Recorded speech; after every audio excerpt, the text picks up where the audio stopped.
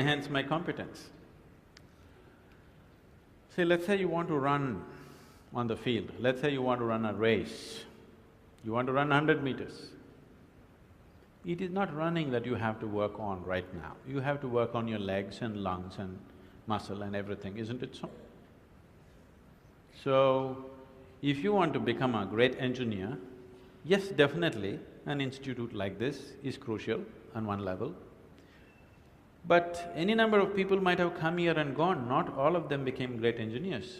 Though they might have produced hundreds of great engineers, still not all of them will become, simply because of their own individual attitudes and competence and whatever else, isn't it? So, whatever the institute can do for you, it is doing. One foremost thing that you need to do is to enhance your own physical and mental capabilities. Because if you want to be a good engineer, you need a working brain. Just having a degree of engineering may be a passport to a job, but it is not a passport to success, isn't it?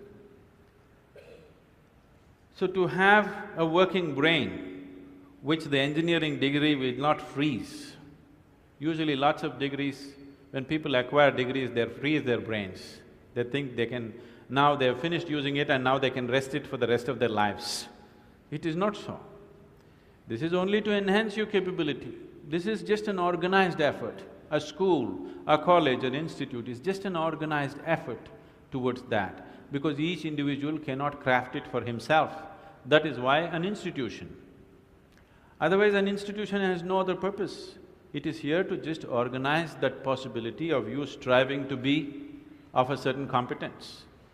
But that is a mass application.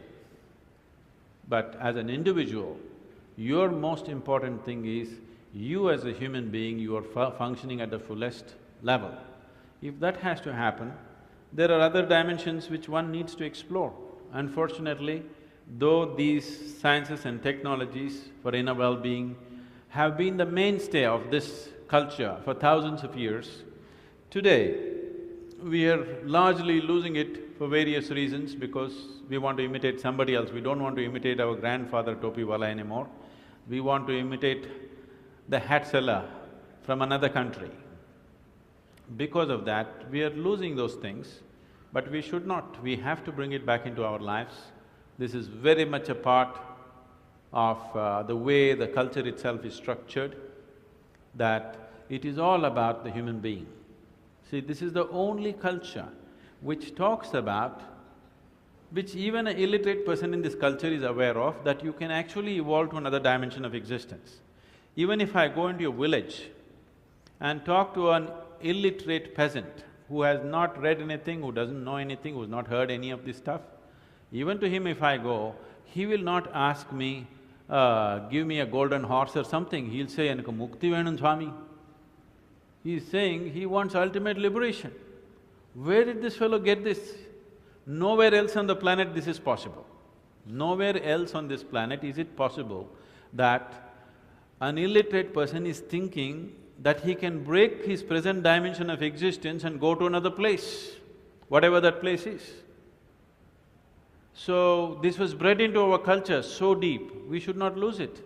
It was not just the idea, there are technologies to become free. If you became free from the process of your body and the process of your mind, if you can sit outside of it and work it, you would work it brilliantly, do you understand? You would be able to use this body and use this mind only when you are able to not treat it as myself. These are powerful instruments in your life. These instruments can be employed the way you want it, only when you have an outside access to it. Right now, you are a phenomenal computer, but you don't know where the keyboard is. When you can't think, you scratch this spot, that's not where it is. Do you see people, when they cannot think, they're thinking hard, they scratch here? It doesn't work like that.